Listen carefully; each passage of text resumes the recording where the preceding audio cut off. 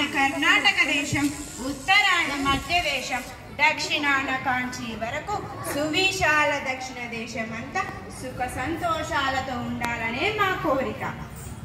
కాకతీయ జీవనదులు కృష్ణ, గోదావరి, మంజీర ఆ నదుల ప్రవాహాన్ని అడ్డుపడి మన కాకతీయ రాజ్యం కరువు కాటకాలతో అడుమటించాలని ఆ దేవగిరి మహాదేవరాజు పగటి కలలు కంటున్నాడు. ఆహాహాహా! కానీ ఆకాశం నుండి కురిసేవానని ఎవడైనా ఆపగలడా? చినుకు పడదా? చిగురు తడవదా? ఈ నేల పులకించదా? ఆ వాన నీళ్ళే చాలు, చెరువులలో భద్రపరుచుకుందాం. ఆ నీటిని సాగుకి అవసరమైనంత నీరు అందరికీ అందుబాటులోకి తెస్తాను. మా తండ్రి గారైన గణపతి చక్రవర్తి గారు ఈ కాకతీయ సామ్రాజ్య సంరక్షణ కోసం కన్న కలలే అద్భుత స్వప్నం 7 కొండల నిర్మాణం. 2-3 రాజ్యాలను జయించినంత మాత్రాన సర్వలోక చక్రవర్తిని అనుకుంటున్నావా? ఈ పచ్చని సామ్రాజ్యంలో పచ్చు నెత్తురు ప్రవహింపచేస్తావా? అది నీ వల్ల కాదురా. ఈ రుద్రమ జీవించినంత కాలం నీ ఆటలు సాగవు. ఈ భూమి వీరభూమి, ఇచట చిగురు కొమ్మలైనను చావగట్టినవే, మహిళలైనను మాన్యయోధులే.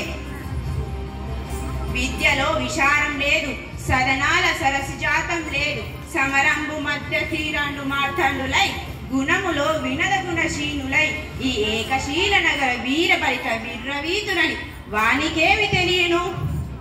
ఈ రుద్రమ పురుష వేషధారియే ధరించి, శిరస్థను వంచి, కాటిక తలిచి విలించి, కాకతీయ సందాజైనకు గద్దలెక్కుట నీకు కన్ను కొట్టినదా? ఓరి బహుదేవ, నీవు అవమానించినది, హేళన చేసినది సామాన్య దానితో కాదు, చెంటిగా సామాన్యకత బాలక్ష తేజ. ఓరి అంబదేవ, నీవు ఆడదాన్ని తక్కువ చూస్తావా? స్త్రీ శక్తి లేకపోతే ఎక్కడ శక్తిహీనున్నవుతానని ఆ శివుడే తన భార్యకి అర్ధభాగాన్నిచ్చాడురా. దేవుడులోని అర్ధభాగమైన శ్రీమూర్తి సింహాసనాన్ని ఆగనిస్తే తప్పేంటిరా? ఇంటి దొంగలకు మించిన ముప్పు మరొకటి లేదు. ఇంటి గుడ్డు లంకకు చేటన్నట్లు మా కొలువులో నిలవయ్యుండి మాకే ఉపకారం చేస్తూ మా కాకతీయ సామ్రాజ్యంను చిన్న భిన్నం చేతల పెట్టిన ఇంటి దొంగలను ముందుగా పరిపరచండి. ఈ రుద్రమ్మను ఓర్గలను ఎవ్వరూ వేరు చేయలేరు. సాహోగన్న, గోవనగన్నారెడ్డి, ఈ కాకతీయ సామ్రాజ్యంను వేరు చేయాలని కష్టాలతో ఉండాలని చూస్తున్నావా? అది నీ వల్ల కాదు. సాహోగన్నారెడ్డి, గోవనగన్నారెడ్డి, నా తండ్రికి క్షమాభిక్షణ పెట్టావన్న అహంకారంతో అవమానించాను.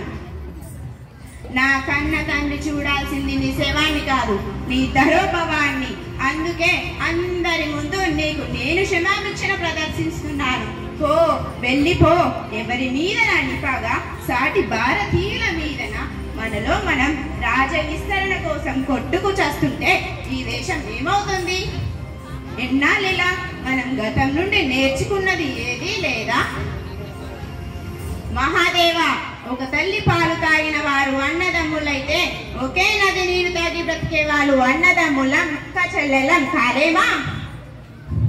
మనం ప్రభులమై ఉండి ఈ ప్రజల సుఖ సంతోషాలతో ఉంచడానికి ఎప్పుడు పాలకులు చేయాల్సిందే. నా సామంతు రాజులకు నేనిచ్చే సందేశం ఇదే. జై హింద్.